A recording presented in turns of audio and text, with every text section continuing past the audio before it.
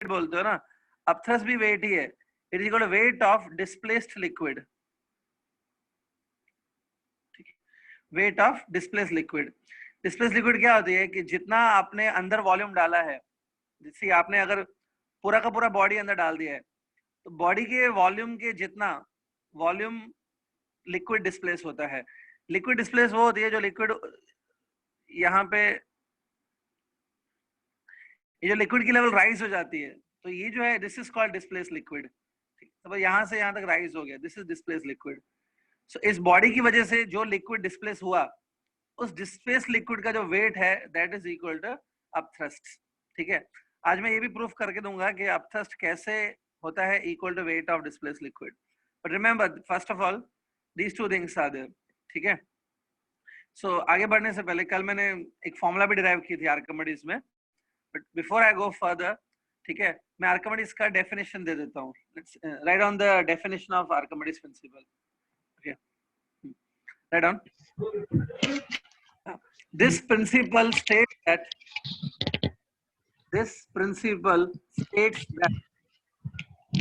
when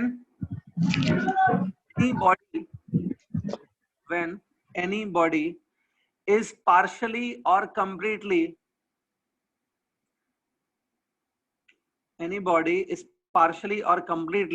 immersed in a liquid,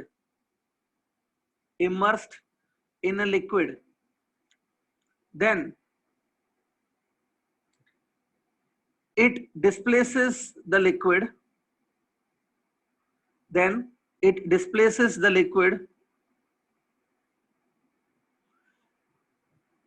of same volume,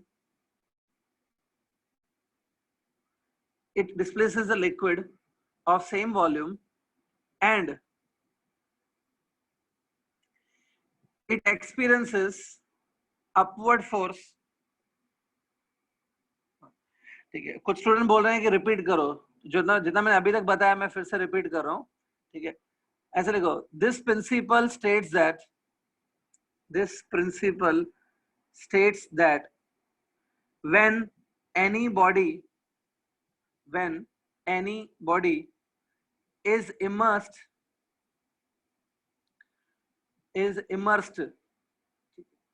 partially or completely in a liquid,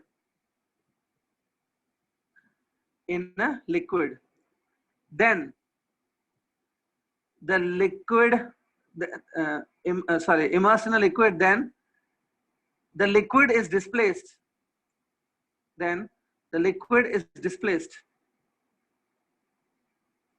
of same volume,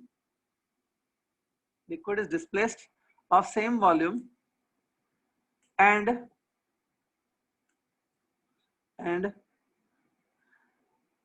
it also experiences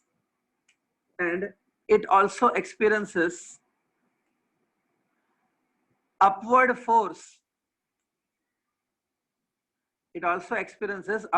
force। ठीक है, bracket में लिख दो buoyant force. Buoyant की spelling है BUOYANT, buoyant force. Upthrust को ये भी बोला जाता है buoyant force.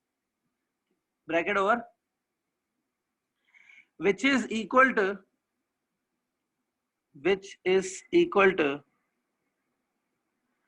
weight of displaced liquid,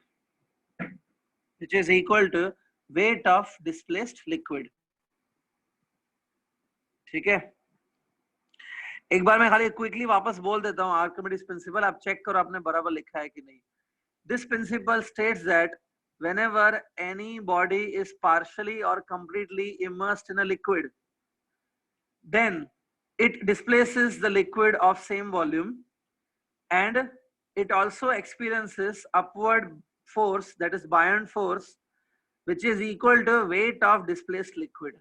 ठीक है, ये आप कितना भी याद करने की कोशिश करो नहीं होगा जब तक आपने इसको समझा नहीं है। You need to understand this principle।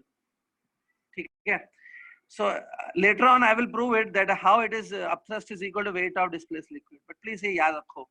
अब इसमें कल हमने एक फॉर्मूला डिराइव की थी, definitely we have done it yesterday, मैं आज फिर से वो डिराइव कर रहा हूँ, उसके आप लोग आगे जाएंगे, ठीक है। एक और क्विक रिवीजन हो जाएगा उस फॉर्मूला का, सी टू इट केयरफुली।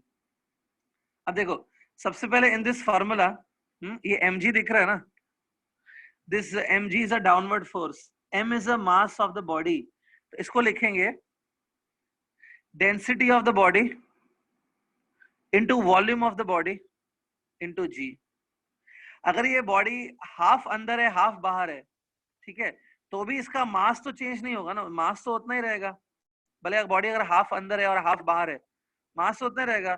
तो ये mass of the entire body है, तो इसको हमने लिखा density v, this v is always a volume of entire body. यहाँ पे हमेशा पूरी बॉडी का वॉल्यूम आएगा, जितना वॉल्यूम अंदर है वो नहीं आएगा, it is a complete volume you will take care. लेकिन अब आते हैं अपथ्रस्ट पे। अपथ्रस्ट जो है, अपथ्रस्ट जैसे मैंने पहले बताया, it is equal to weight of displace liquid.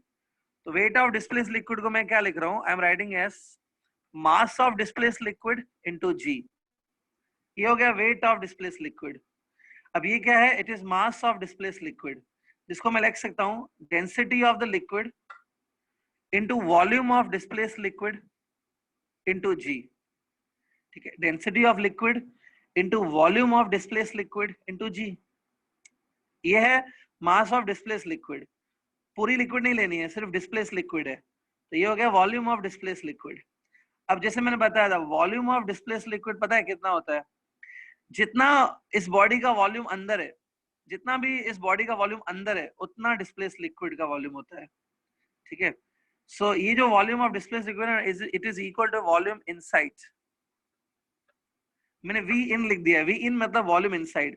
जितना बॉडी का वॉल्यूम अंदर है, लेट्स से बॉडी का हाफ वॉल्यूम अंदर है, so displace liquid will also be v/2। ठीक है, इट्स ऑब्वियस, अगर आप आधा बॉडी अंदर डालोगे तो आधे बॉडी का जो आधा वॉल्यूम है, मतलब v/2, उतना लिक्विड डिस्प्लेस होगा।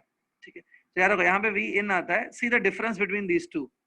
ये है downward force acting on the body और ये है upward force acting on the body. g is same, here it is rho v, rho is the density of body, this is sigma v in, sigma is the density of liquid, v is a volume of the body which is inside। ठीक है, अब देखो before I go further, कल मैंने एक numerical homework दिया था, I hope आपको याद है। ठीक है, तो जिस स्टूडेंट ने किया है, ठीक है, you can open your mic and tell me the answer. हाँ हेलो सर। हाँ हाँ सर, उसका आंसर 20% आया। आपका नाम क्या है? सौरभ। सौरभ, ठीक है, तो आपका आंसर 20% है। हाँ सर। एनी अदर स्टूडेंट, कोई और स्टूडेंट है जिसने किया है ये question? Open your mic and tell me. Hello. हाँ बोलो।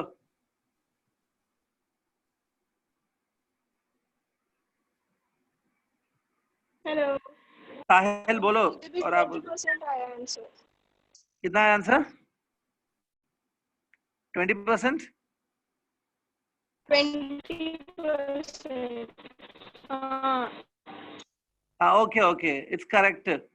सी, कल जो मैंने क्वेश्चन कराया था, इट्स आंसर इज 20%। इसका आंसर है 20%। यस मनी, आपका आंसर करेक्ट है, 20%।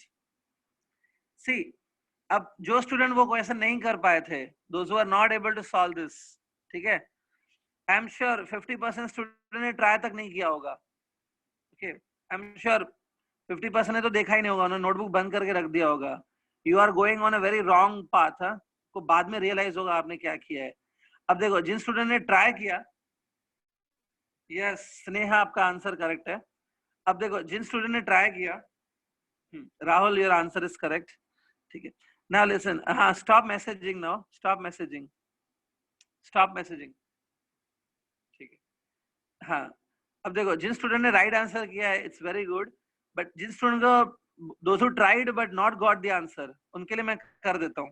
ये देखो, इमेजिन ये वाटर है, इट्स अ सी वाटर, ठीक है, इसमें आइसबर्ग तैर रहा है। तो आपने सबने सुना है आइसबर्ग कुछ ऐसे होते हैं, that some part of the icebergs are inside, some part is outside. ये है आइसबर्ग। ठीक है, आज हमको फाइंड आउट करना है कि कितना परसेंट ये बाहर होता है और कितना परसेंट अंदर होता है, मतलब how much is it is outside. So बहुत इजी होते हैं आर्किमिडीज के क्वेश्चंस. देखो ध्यान से कैसे करना है. First of all you try to calculate which are the forces acting on this iceberg. सबसे पहले आइसबर्ग के ऊपर जो डाउनवर्ड फोर्स आएगा, it is weight of iceberg. ठीक है, उसको आपको याद होगा, मैंने अभी समझाया. उसको हम लोग लिख सकते हैं रो वी जी. एम जी वगैरह मत लिखो, अब सीधा रो वी जी लिखना सीखो. This is a downward force acting on iceberg. Now let's see the upward force acting on the iceberg. It's up thrust.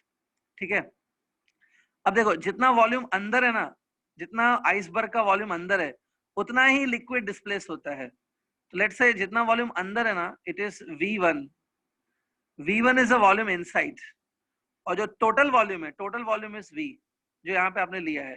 ठीक है, तो आइसबर्ग का जो वॉल्यूम अंदर है, इट इज V1. सो ये अपथ्रस्ट कितना लगेगा पता है? It will B sigma into V1 into G. ठीक है, क्योंकि V1 वॉल्यूम अंदर है, तो liquid displaced will also be V1. V1 amount of liquid will be displaced. ये यहाँ पे V1 आएगा. ये अभी मैंने एक्सप्लेन भी किया ना. सिंपल है, ये आइसबर्ग रेस्ट पे है. It is not moving up and down. Since this iceberg is at rest, downward force and upward forces must be equal. So मैं ऐसे लिख सकता हूँ. ठीक है, सी सो इसमें से कल मैंने ये समझाया था, आप ये कैलकुलेट करो. V1 upon V, calculate V1 upon V, it is rho by sigma.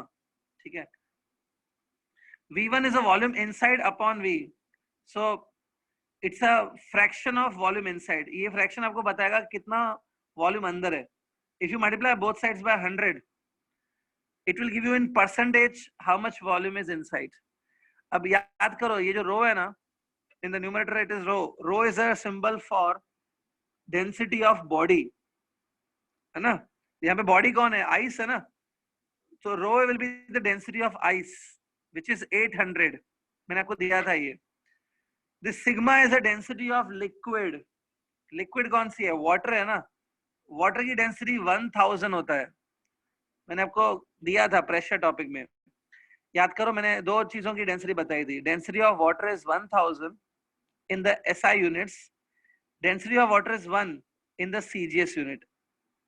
CGS में 1 होती है, but SI units में 1000 किलोग्राम पर मीटर क्यूब. तो हम लोग यहाँ पे 1000 यूज करेंगे into 100.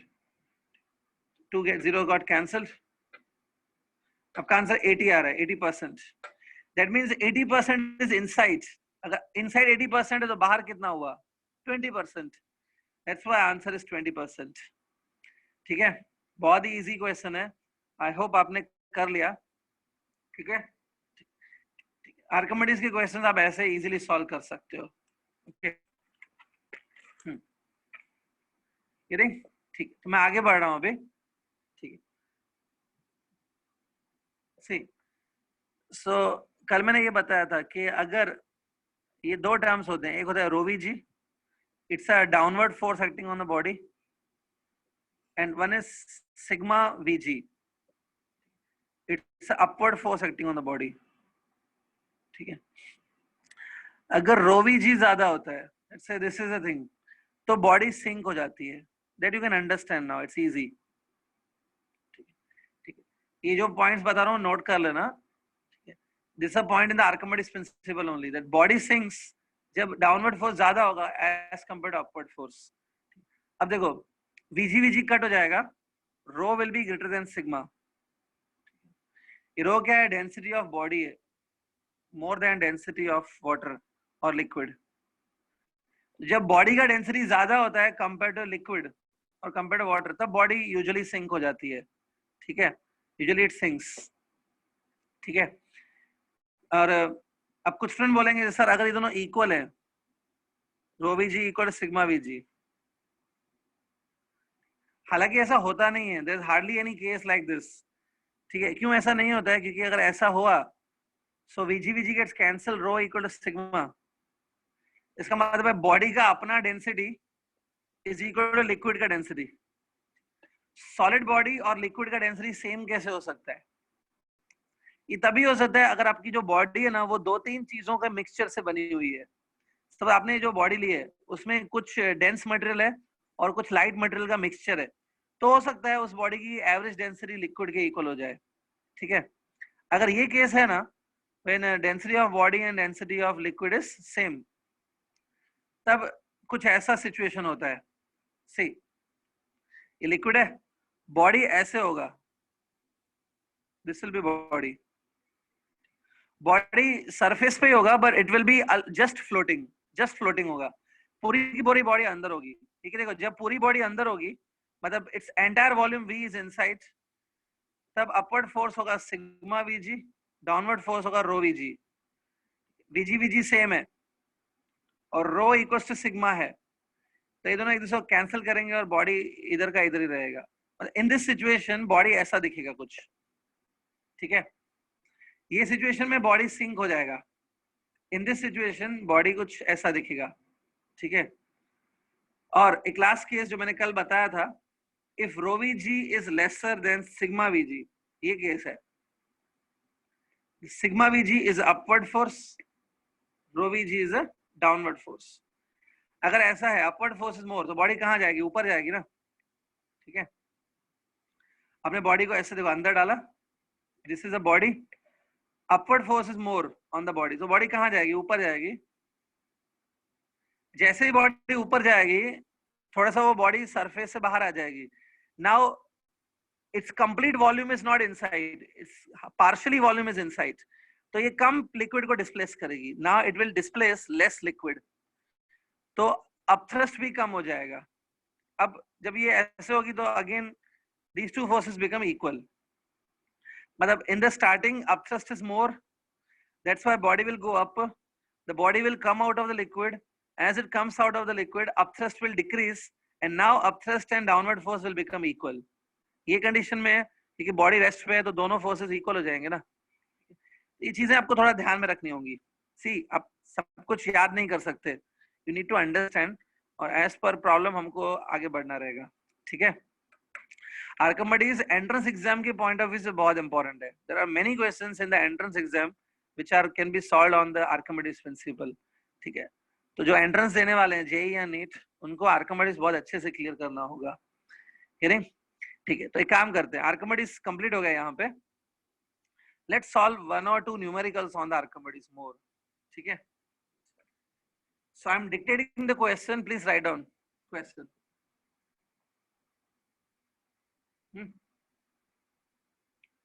हाँ, okay, write down the 1/5 of a cylindrical body, 1/5 of cylindrical body is inside the liquid,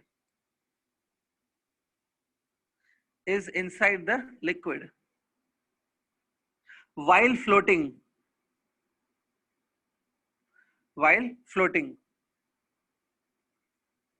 full stop.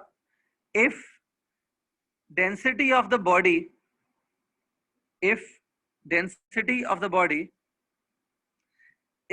0.2 gram per cc, gram per centimeter cube, okay, I repeat, if the density of the body is 0.2 gram per centimeter cube, then find density of liquid,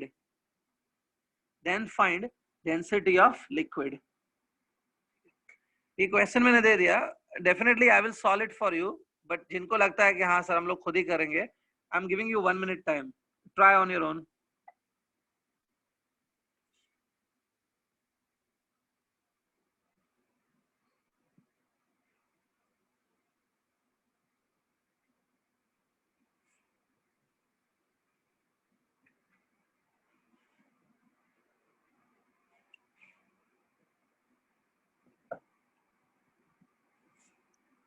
ठीक है, अमन कुमार का answer आ गया। Aman Kumar is saying that answer is 1,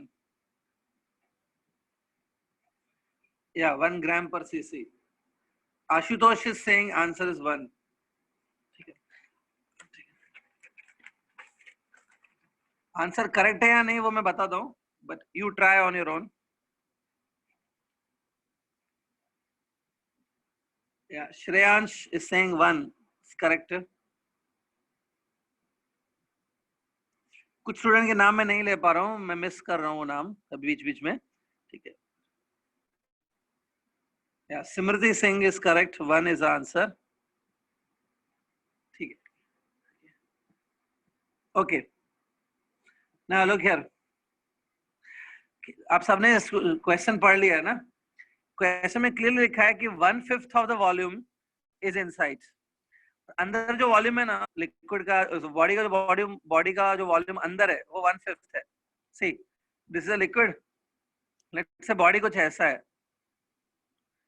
इसका जो volume अंदर है, अंदर वॉल्यूम इतना है, 1/5 ऑफ इट्स टोटल वी. ठीक है. तो अगर आपको फॉर्मूलाज याद है, मैंने डायरेक्टली फॉर्मूला बता दी. ये फ्लोटिंग बॉडी है ना, फ्लोटिंग बॉडी के ऊपर downward force and upward forces are taken equal. इसमें एक फॉर्मूला बनाई थी, V1/V equal to rho by sigma. तो ये जो है ना, it's a fraction of volume which is inside. आपको दिया हुआ है ना कि 1/5 वॉल्यूम इज इनसाइड, मतलब ये जो फ्रैक्शन है it is 1/5. Rho is the density of body, जो मैंने आपको दी है 0.2, and sigma is the density of liquid that we want to find. Just do the cross multiply. Sigma will be 5 into 0.2, which is 1. 1 gram per centimeter cube. 1 gram per cc. आपको एक चीज पता होनी चाहिए, 1 gram per cc is actually the density of water. So actually जो liquid मैंने दी है question में वो वाटर ही है. ठीक है.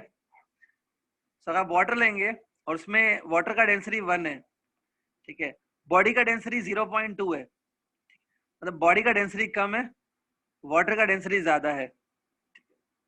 तो बॉडी फ्लोट कर रहा है. अगर बॉडी का डेंसिटी ज्यादा होता है तो बॉडी सिंक हो जाता है. ठीक है. सो आई होप ये काफी इजी लेवल का क्वेश्चन था. ठीक है. नाउ थोड़ा सा कॉम्प्लिकेटेड क्वेश्चन लेते हैं. Right on the next question. Right on. A polar bear. Next question. A polar bear of mass 240 kilogram. A polar bear of mass 240 kilogram, 240 kilogram, jumps on an iceberg. Jumps on an iceberg. Full stop. अच्छा, मैं फिर से repeat कर रहा हूँ, कुछ student को सुनाई नहीं दिया है. वापस देखो. A polar bear of mass 240 kilogram. A polar bear of mass 240 kilogram jumps on an iceberg. Jumps on an iceberg. Full stop. हाँ, अब मैं आगे लिखो. When it jumps,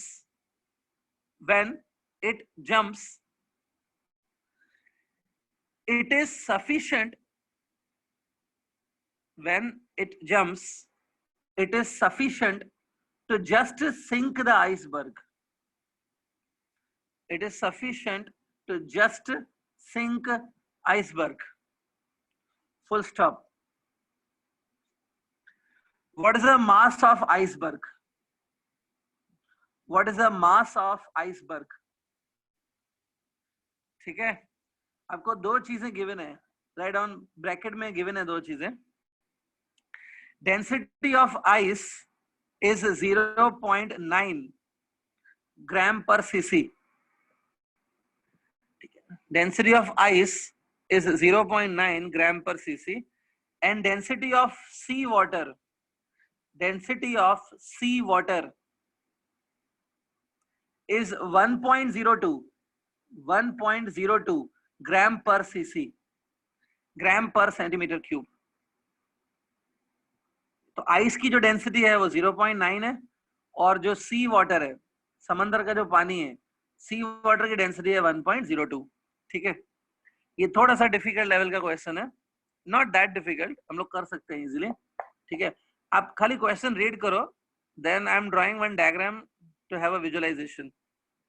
Just read the question carefully.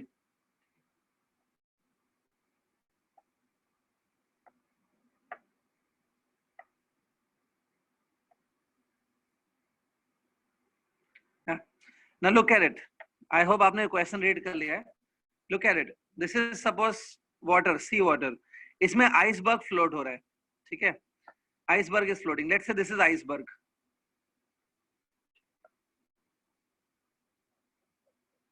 ठीक है. ओके, आइसबर्ग ज्यादा करके अंदर होता है. आपने एक क्वेश्चन में प्रूफ किया है कि only 20% volume is outside iceberg, मतलब 80% अंदर होता है, ठीक है. सो ज्यादा आइसबर्ग अंदर है. This is let's iceberg. अब जैसे ही इसके ऊपर पोलर बियर ने जंप किया, as soon as bear jumps on it, तो ये पूरा का पूरा आइसबर्ग जस्ट सिंक हो गया. मतलब now it will look this way. Iceberg ऐसा हो गया और इसके ऊपर पोलर बियर खड़ा होगा, ठीक है. Now I am not so good at drawing, diagram में तो अच्छा नहीं हूं मैं. पोलर बियर थोड़ा ऐसे बना लेते हैं, ठीक है. This is polar bear. Okay, so ये पोलर बियर है और आइसबर्ग जस्ट सिंक हो गया. देखो, iceberg just sink. Just sink का मतलब ये होता है कि वो ऑलमोस्ट पूरा पानी के नीचे है, ठीक है. अब देखो कैसे सॉल्व करेंगे क्वेश्चन. सबसे पहले ये जो आइसबर्ग है ना, लेट्स से आइसबर्ग का जो वॉल्यूम है it is V. The volume of iceberg is V.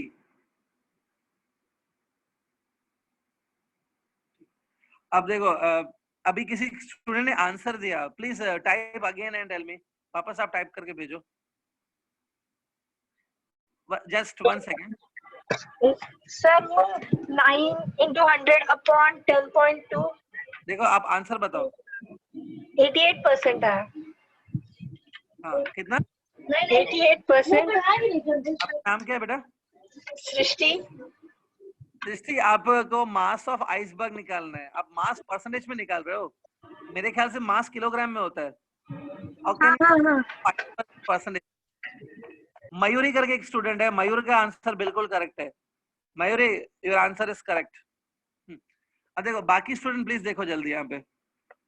Suppose volume of this iceberg is V, ठीक है. अब एक काम करो, take this iceberg and polar bear together as a one body. दोनों को मिला के एक बॉडी ले लो, क्योंकि दोनों साथ साथ में है ना. Take iceberg plus bear togetherly as a system. दोनों को एक साथ देखो, ठीक है. सो इन इसके ऊपर डाउनवर्ड फोर्स कौन सा लगेगा? Downward force will be mg, ठीक है. इसमें obviously I will take mg of the iceberg plus mg of the polar bear. Downward force mg होगा. और अपवर्ड फोर्स कौन सा लगेगा इस सिस्टम पे? Upward force will be equal to upthrust. Upthrust कितना होगा? Density of liquid into volume which is inside. Volume inside कितना है? पूरा का पूरा आइसबर्ग का वॉल्यूम अंदर है ना, that is V into G, ठीक है. तो ये है upward force that is upthrust और ये है downward force that is weight. ये वेट में मैं आइसबर्ग और पोलर बियर दोनों का वेट लूंगा. और ये अपथ्रस्ट फोर्स जो है इसमें ये V होता है volume which is inside, volume of displaced liquid. पूरा का पूरा आइसबर्ग अंदर है ना, तो volume of displaced liquid will also B V. इधर V आएगा, ठीक है. अब एक काम करो, since this system is at rest, polar bear rest पे है ना, पोलर बियर मूव नहीं कर रहा है, it is at rest. Upward force and downward force you please take equal.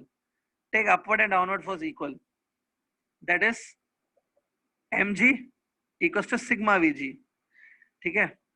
gg तो कट हो जाएगा नो डाउट, बट याद रखो ये m किसका मास लेना है? इट्स पोलर बियर का मास प्लस आइसबर्ग का मास. पोलर बियर का मास में ले लेता हूँ 240 kilogram plus mass of iceberg, ठीक है, जो हमको कैलकुलेट करना है. गेटिंग? ये सिग्मा क्या है? It's a density of liquid always which is sea water. तो ये सिग्मा आएगी 1.02. V is the volume of iceberg. V is the volume of iceberg. अब आइसबर्ग का वॉल्यूम हमको नहीं पता है, गिवन भी नहीं है, लेकिन मैं ऐसे कर सकता हूँ. देखो यहाँ पे volume of iceberg will be equal to mass of iceberg divided by density of iceberg. ये देखो, mass by density gives you volume ना. Volume of iceberg you can write mass of ice upon density of ice. ये क्या है? It's a volume of iceberg. इसको लिखो mass of iceberg divide by density of iceberg. Density of iceberg आपको given है 0.9, ठीक है।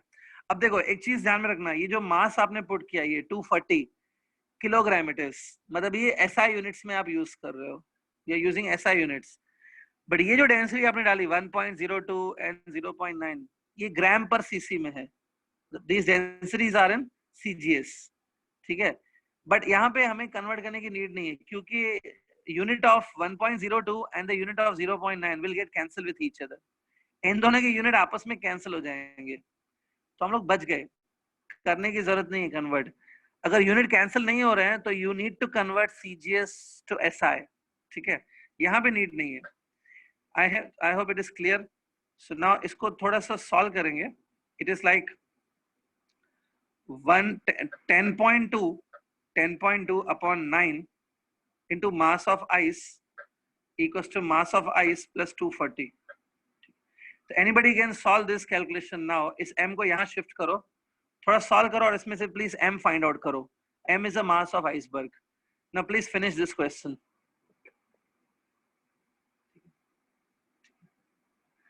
अब जिन स्टूडेंट ने आंसर नहीं निकाला है पहले, अभी निकालो और मुझे बताओ कितना आ रहा है।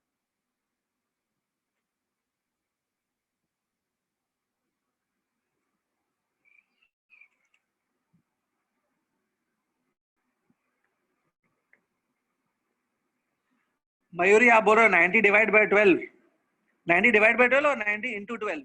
I think 90 into 12 it is. 90 into 20 होगा, 90 into 20, 90 into 20 है, 12 नहीं है, 90 into 20, the 1800 आंसर।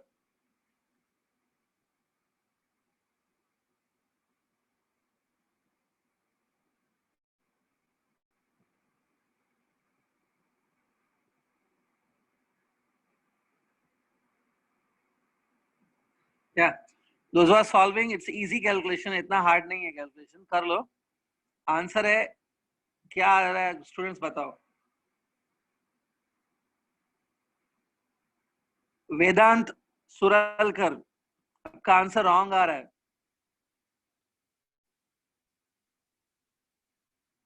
धीरज और पवन पांडे आंसर करेक्ट है। साहिल पाटिल करेक्ट है। Akhil Nair it's correct. Alpha John it's correct. Sahil Dalal it's correct. Saurabh Rajak correct है आपका। हाँ यश पाटिल इट्स करेक्ट। ठीक है now stop messaging. Answer is Simran आपका आंसर करेक्ट है। Stop messaging now. Answer is 1800 kilogram. It's a mass of iceberg. So I hope काफी ठीक है, काफी इजीली हो गया आपका क्वेश्चन। तो देखो Archimedes is not that difficult. आज आपने सीख लिया आर्किमिडीज प्रिंसिपल कैसे होता है। ठीक है आर्किमिडीज इज ऑलमोस्ट ओवर। सिर्फ एक लास्ट पॉइंट मैं आपकी नॉलेज के लिए, जस्ट फॉर योर नॉलेज, मैं प्रूफ कर देता हूं that how upthrust is equal to weight of displaced liquid. It just for your knowledge I am proving. इसको एग्जाम में कोई पूछेगा नहीं है। जस्ट आर्किमिडीज में एक लास्ट पॉइंट हम लोग कर लेते हैं।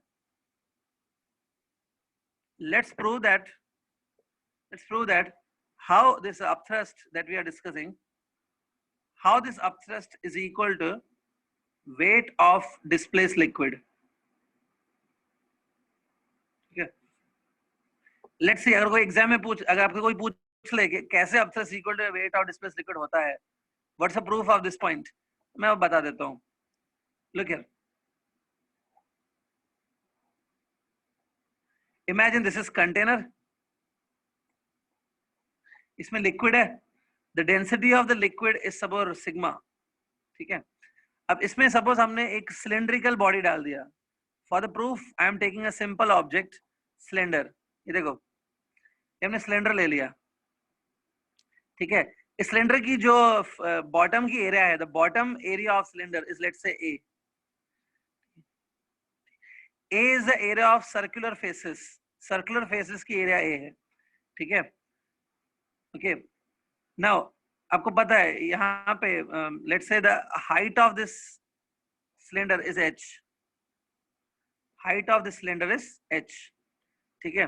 अब सपोज इसकी जो टॉप है, यहाँ पे इसका ये टॉप है ना, टॉप पे जो प्रेशर है, pressure at the top is P1, ठीक है। टॉप पॉइंट पे जो प्रेशर है it is P1, bottom point पे जो प्रेशर है, ठीक है, इट इज P2, ठीक है। बॉटम पॉइंट पे जो प्रेशर है इट इज P2।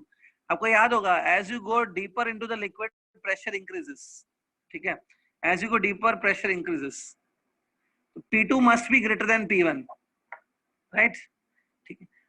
अब अगर कोई पूछे कि what is the P2 minus P1, दोनों में डिफरेंस कितना है, P2 will be higher than P1 by this much amount rho gh। P2 P1 में डिफरेंस वही होता है rho gh, ठीक है। See compare to P1, P2 will be higher, and दोनों में डिफरेंस कितना होगा, ये H कॉलम ही है, एक्स्ट्रा H कॉलम है ना P2 के ऊपर, रो जी एच आएगा, रो की जगह सिग्मा आएगा। यहाँ पे याद करो जब आप ये फॉर्मूला लिखते हो, rho is the density of liquid column, ठीक है, सिग्मा जी एच आएगा यहाँ पे। ये see this equation is not related to cylinder, cylinder हो या ना हो आप फिर भी ये इक्वेशन लिख सकते हो, दो पॉइंट्स के बीच में डिफरेंस इतना होता है सिग्मा जी एच। जिसने माइक ओपन किया please close the mic. P2 minus P1 is sigma GH। एक काम करो, इसको पहले थोड़ा समझो, अगर सिलेंडर नहीं भी लिया है, when you don't take cylinder, तो भी हम लोग बोल सकते हैं दो पॉइंट्स के बीच में ये डिफरेंस होता है प्रेशर का, सिग्मा G इंटू H, ठीक है। अब देखो सही ना, अभी हमें क्या करना है, obviously since P2 is greater than P1, हाँ, so if I write down this way, P2 into A, P2 into A is a force acting from the downside. P1 into A, P1 into A is a force acting from upside. Since P2 is greater than P1, P2A will be greater than P1A. इनको subtract करो. What is this? You know, it's a net upward force due to pressure. It's a net upward force due to pressure. देखो, इस cylinder के ऊपर जो ये pressures act हो रहे हैं, इन प्रेशर्स की वजह से जो इसके ऊपर नेट फोर्स लग रहा है, the net force is upward, because P2 is greater than P1। Net force upward लग रहा है, वो नेट अपवर्ड फोर्स होगा P2A माइनस P1A। ये जो नेट अपवर्ड फोर्स लग रहा है ना, it is because of pressures on this body. इस नेट फोर्स को ही हम लोग अपथ्रस्ट बोलते हैं। This is origin of upthrust. Upthrust actually pressures की वजह से लगने वाला फोर्स है। एवरीबडी नोज दैट जब कोई लिक्विड में हम लोग किसी चीज को डालते हैं तो लिक्विड उसके ऊपर प्रेशर एक्सर्ट करती है। Upthrust is actually the result of pressures. Pressure के फोर्सेस को ही कंबाइन करके हम लोग अपथ्रस्ट लिखते हैं। Upthrust is actually net upward force due to pressure. इसको अपथ्रस्ट लिखो, here A will be common in the bracket P2 minus P1। What's the value of P2 minus P1? दोनों प्रेशर्स में कितना डिफरेंस है? Sigma GH, sigma GH into A. अब A into H is the volume of cylinder. A into H is the volume of cylinder. इसको V लिख देता हूँ into sigma into V. अब देखो V is the volume of cylinder, but जितना cylinder का volume है उतना ही वॉल्यूम डिस्प्लेस लिक्विड का भी होगा ना। V is the volume of cylinder, but V is also volume of displaced liquid. Sigma is the density of liquid. So density of liquid into volume of displaced liquid. This become mass of displaced liquid into G. This become weight of displaced liquid. देखो proof हो गया, the upthrust is equal to weight of displaced liquid. ठीक है, here it proves. See, एक ही चीज याद रखो, upthrust आपने सुना है, but upthrust is actually the force which arises because of pressures. ठीक है, P1 P2 are not equal. If P1 P2 are equal, they will cancel each other. There will be no force. Since P2 is greater than P1, तो hence यहाँ पे P2 greater than P1 है. That's why upward force will be more than downward force. इन्हीं forces का जो resultant force होता है उसको हम लोग upthrust बोलते हैं. So the origin of upthrust is actually pressures. Pressures की वजह से upthrust create होता है. गेटिंग? हाँ, इसके साथ आर्किमिडीज फिनिश हुआ. Here we finished Archimedes principle. Okay. Archimedes के बाद हम लोग आगे बढ़ते हैं. आई होप आज जो भी न्यूमेरिकल्स मैंने कराए हैं दैट इज ओवर. ठीक है, और समझे आपको. आज मैं नेक्स्ट टॉपिक का हिंट दे देता हूँ. Just we will give introduction of the next topic. Next topic है, it's easy, not that difficult. Next topic है विस्कोसिटी. ये काफी बड़ा चैप्टर है. बोलो. वो इसका नेक्स्ट वाला वो प्रूफ जो upthrust wait of displace liquid किया है वो वाला, उसमें बोलो बोलो. उसमें वो वाला एक बार बता दो. Net upward force due to the pressure, उसके नीचे वाला. ये समझा क्या ये स्टेप? हाँ वो समझा. तो P2 माइनस P1 क्या है? देखो देखो सिंपल है. आप जब एक लिक्विड लेते हो में आपको याद होगा नीचे प्रेशर ज्यादा होता है as compare to upper pressure. हाँ. इन दोनों में जो सब इन दोनों के बीच में h हाइट का डिफरेंस है. हाइट का डिफरेंस h है, तो P2 will be higher than P1, but difference between them will be rho gh. Rho is the density of liquid. ये पॉइंट आपको प्रेशर टॉपिक में प्रूफ कर सकते हो इजीली. वो प्रेशर टॉपिक में हमने किया है इसको. देखो pressure at second point will be higher than first point. दोनों में डिफरेंस होगा रो gh. देखो एक काम करो, ये जो फर्स्ट पॉइंट है P1, इसके ऊपर एयर का प्रेशर है. बट पॉइंट नंबर 2 को देखो. पॉइंट नंबर 2, इसके ऊपर H कॉलम है और उसके बाद एयर है. तो P सेकंड पॉइंट पे pressure is more than the first by rho gh. Second point के ऊपर ये कॉलम है ना, उस कॉलम की वजह से H कॉलम है ना, H कॉलम की वजह से इस पे एक्स्ट्रा प्रेशर कितना आएगा सेकंड पॉइंट पे? रो gh आएगा. Rho is the density of liquid. यहाँ पे हमने सिग्मा लिखा है तो that's why it become sigma gh. ये फॉर्मूला आपकी प्रेशर में है. प्रेशर टॉपिक में ये फॉर्मूला है. दो पॉइंट्स में जो पॉइंट ज्यादा डीपर होती है उस पे ज्यादा प्रेशर होता है. But difference in this pressure it will be rho gh और सिग्मा gh. थोड़ा आप खुद भी करने की कोशिश करो, समझेगा. प्रेशर टॉपिक पे जाओ और एक पॉइंट अंदर ले लो, एक पॉइंट बाहर ले लो. जो पॉइंट ज्यादा अंदर होती है उस पर प्रेशर ज्यादा होता है and it is more by rho gh. Difference rho gh का होता है. फिर भी आपको डाउट है तो बाद में फिर से देखते हैं. Let me give the introduction of next topic. Next topic ये है विस्कोसिटी. ठीक है, ये चैप्टर काफी बड़ा है. आई हैव डेलिबरेटली मैंने ये चैप्टर चूज किया है ताकि बड़ा चैप्टर पहले खत्म हो जाए. ठीक है, तब बाद में आप इसको रिवाइज भी कर सकते हो. It's a huge chapter but as far as I can see ये चैप्टर अभी खत्म होने पे आ रहा है. ठीक है, but still it will take 3 to 4 lectures now. कल के बाद 3 या 4 लेक्चर और लगेंगे to finish this. ठीक है, now I'm starting with this topic, viscosity. Viscosity आपने I think chemistry में may be सुना हो. ठीक है, viscosity is also a property of fluids. It's a property of fluids. ठीक है, viscosity is a property of fluids. Viscosity क्या होती है वो ध्यान से देखो. Let's see what is viscosity. Imagine that एक लिक्विड है which is, ठीक है, एक लिक्विड है जो सपोज कंटेनर में रखी हुई है like this.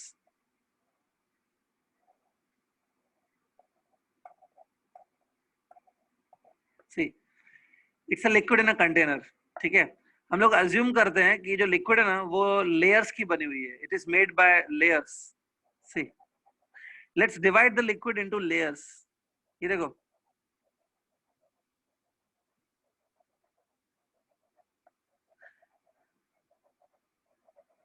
see, ये लाइनिंग्स दिख रही है. Think these are not linings, these are the layers in which liquid is divided. Liquid को हम लोग अज्यूम करते हैं कि लिक्विड लेयर्स की बनी हुई है. एक लेयर के ऊपर दूसरा लेयर रखा हुआ है. These are the layers of liquid.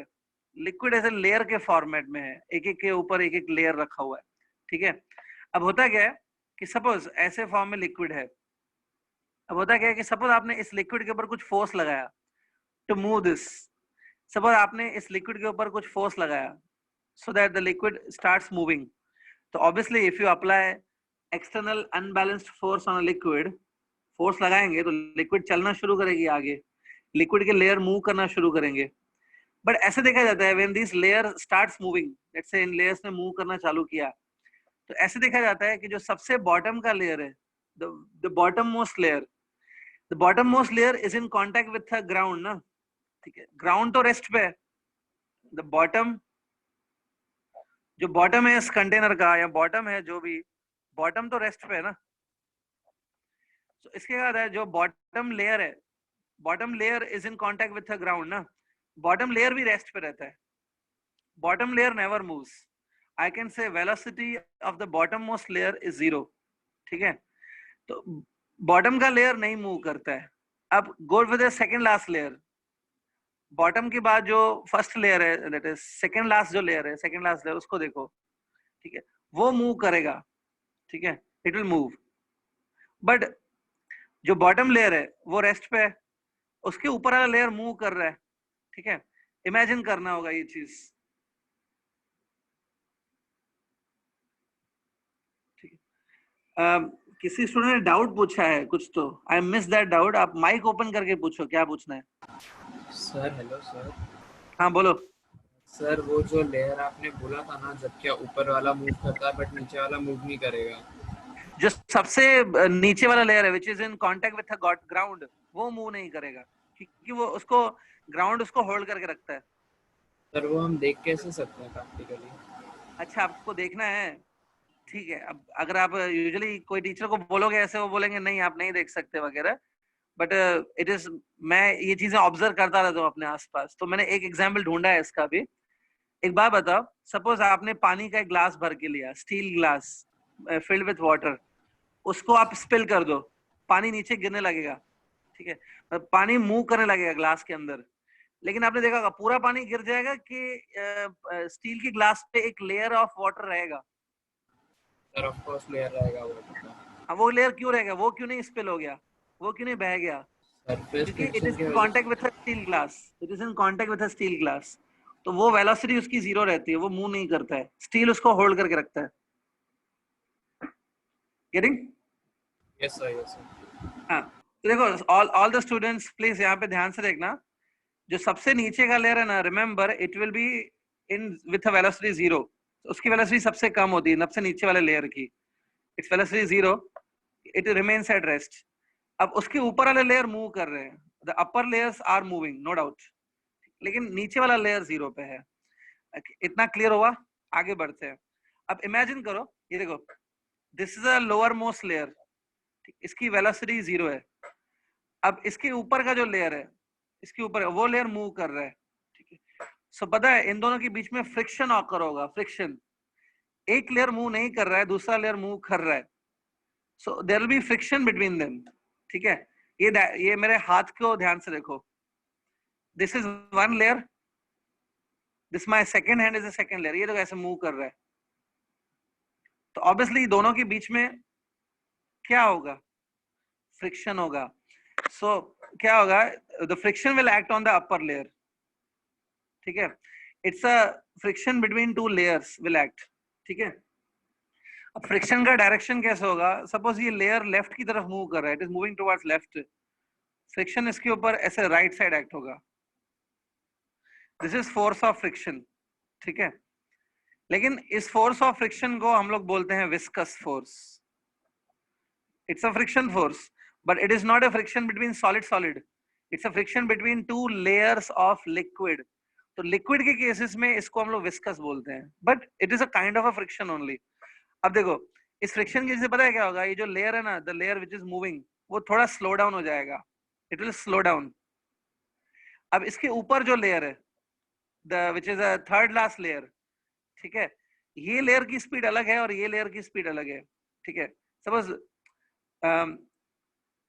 नीचे वाला लेयर स्लो है और ऊपर वाला लेयर फास्ट है, दोनों के बीच में भी फ्रिक्शन होगा, again friction will try to slow down the upper layer, ऊपर का लेयर स्लो डाउन होगा, इन दोनों लेयर्स के बीच में अगेन फ्रिक्शन होगा, उससे लेयर स्लो होते जाएंगे, as you move up layer थोड़े थोड़े स्लो होते जाएंगे, ठीक है। मतलब speed of layers will keep on changing with each other, ये थोड़ा आपको इमेजिन करना पड़ेगा, little bit difficult to explain. एक याद रखो हमेशा, जो भी नीचे वाला लेयर है ना, out of 2 layers which ever layer is below, उसकी स्पीड थोड़ी सी कम रहेगी, उसके ऊपर वाले लेयर की स्पीड थोड़ी ज्यादा रहेगी। तो इसकी वजह से क्या होगा, since they are having different speeds, there will be friction between them, which I am naming as viscous force. उसका मैंने नाम दिया है विस्कस फोर्स। विस्कस फोर्स की वजह से क्या होगा, viscous force will always try to oppose the relative motion between layers. और विस्कस फोर्स हर लेयर के ऊपर एक्ट होगा, it will act on each layer, it will try to slow down each and every layer. ठीक है, एक simple है, आप ऐसे याद रखो, आप जब आपके दोनों हाथ आप टच में रखो एक दूसरे के, अब एक हाथ को मूव करो, move one hand by keeping other hand at rest. सबको पता है इनके बीच में फ्रिक्शन होगा, okay. Friction will try to slow down the layers, slow करने की कोशिश करेगा, ठीक है। तो ये जो विस्कस फोर्स है ना, it is actually a kind of a friction force only, ठीक है। तो अभी तक जो बताया उसको थोड़ा ध्यान में रखो। तो अब मैं आगे बढ़ता हूँ।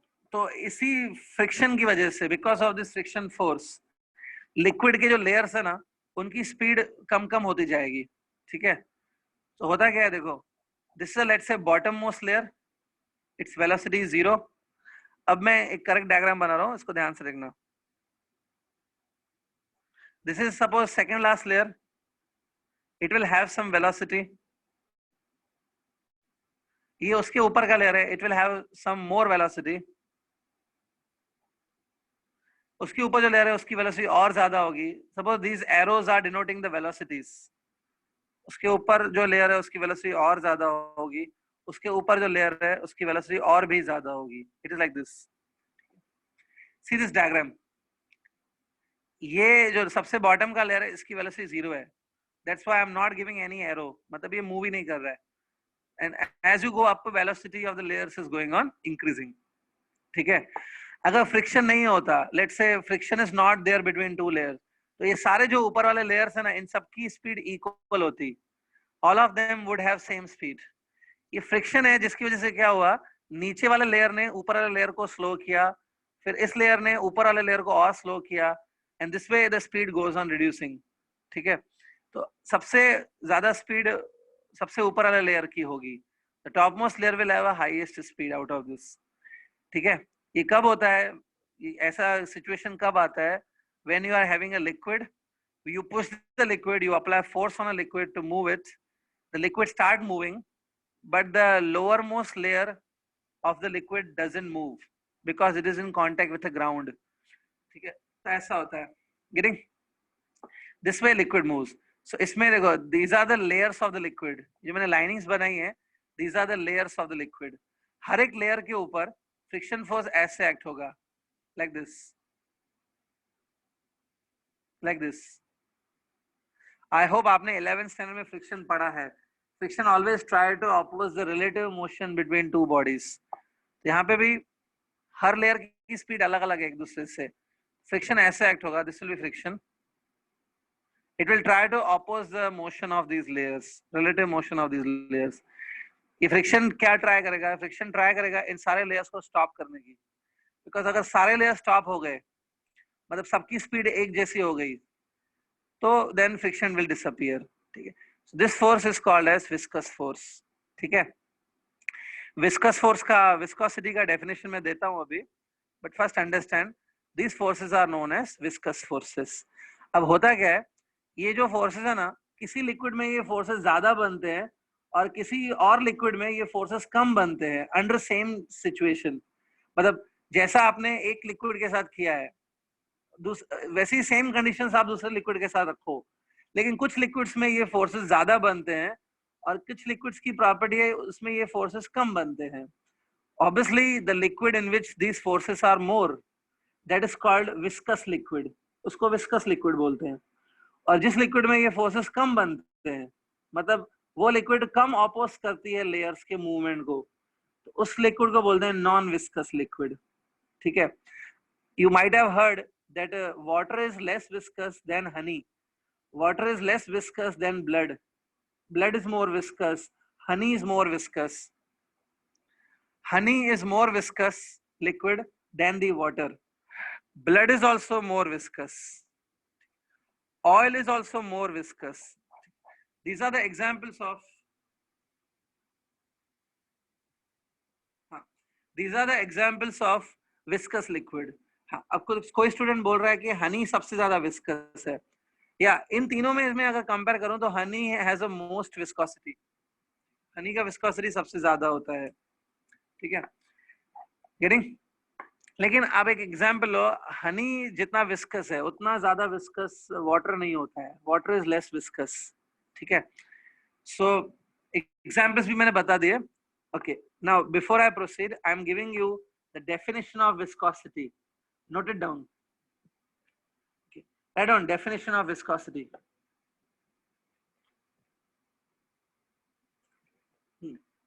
Likho, it is a property of fluids. Viscosity, it is a property of fluids by which the layers of the fluid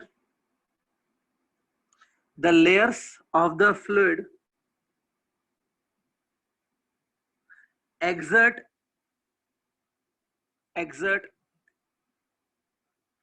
viscous force on each other.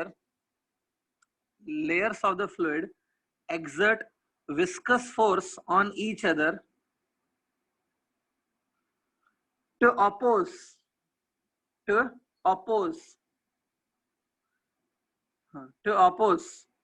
the relative motion between them. To oppose the relative motion between them. ठीक है, एक बार पढ़ के देखो, समझ में आ रहा है? तो आपने क्या लिखा है, विस्कोसिटी एक ऐसी प्रॉपर्टी है जिसकी वजह से क्या होता है कि जब ये लेयर्स मूव करते हैं, when they are having relative motion, मतलब एक लेयर की स्पीड कम है, उससे ज्यादा दूसरे लेयर की स्पीड है, they are moving with different speeds, तो वो एक दूसरे को अपोज करते हैं एंड वो एक दूसरे के ऊपर विस्कस फोर्स लगाते हैं to oppose each other. This property of exerting viscous forces, this property is known as viscosity. जो लिक्विड ज्यादा अपोज करती है, जिसमें ये फोर्सेस स्ट्रांग होते हैं, that means it is more viscous. ठीक है, एग्जांपल लिख लो, these are the examples of viscous liquids. Okay, got this? हाँ, विस्कोसिटी में बस एक छोटी पॉइंट मुझे आज बतानी है, बाकी हम लोग कल कवर करेंगे. See one small point in the viscosity. Aman Kumar is asking कि sir viscous forces are similar to friction forces. या आप करेक्ट हो, मैंने जैसे बताया था पहले भी, विस्कस फोर्सेस एक टाइप से फ्रिक्शन के फोर्सेस की जैसे ही होते हैं, बिल्कुल सेम. लेकिन लिक्विड लिक्विड के बीच में अगर फ्रिक्शन होता है तो उसको हम लोग विस्कस बोलते हैं. कि जो फ्रिक्शन फ्लूइड्स के बीच में लगता है, फ्लूइड्स के बीच में, फ्लूइड्स के लेयर्स के बीच में, उसको विस्कस कहा जाता है. अगर फ्रिक्शन दो सॉलिड बॉडीज के बीच में प्रेजेंट है, सॉलिड बॉडी के बीच में, तो उसको फ्रिक्शन ही बोलते हैं. ठीक है, for liquid we have a new term that is viscous. ठीक है, अब एक मुझे एक लास्ट छोटी सी पॉइंट बतानी है. Let me complete now. Last point is,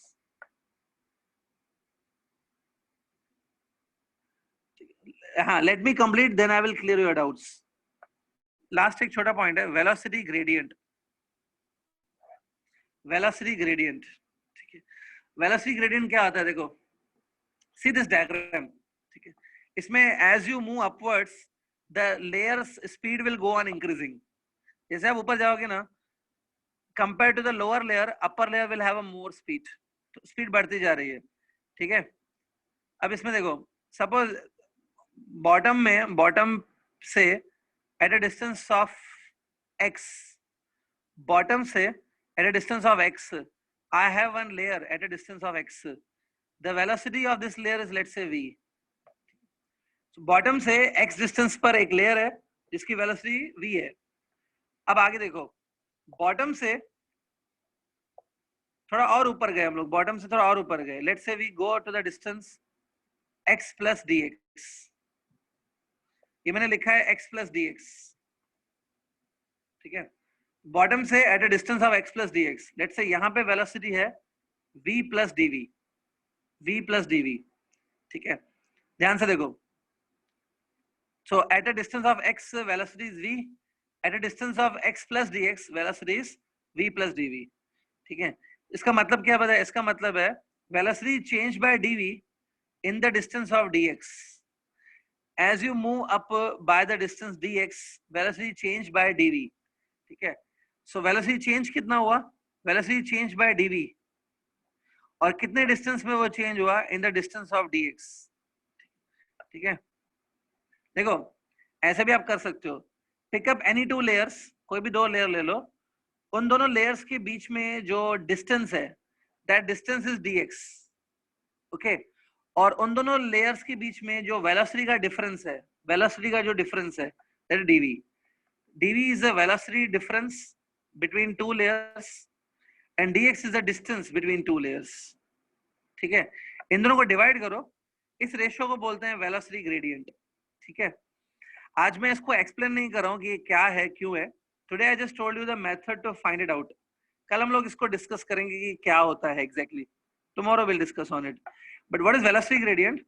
it's a difference in velocity between two layers divide by distance between those two layers.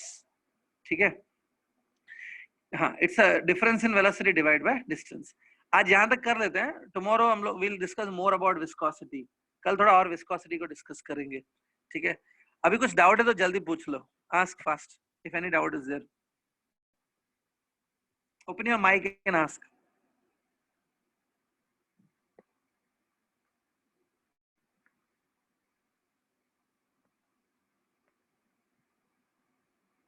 Yeah, if there any doubt you can ask. I think कोई doubt नहीं है. Kamlesh sir. हाँ sir. हाँ, देख लो कुछ doubt तो नहीं है आई थिंक किसी को.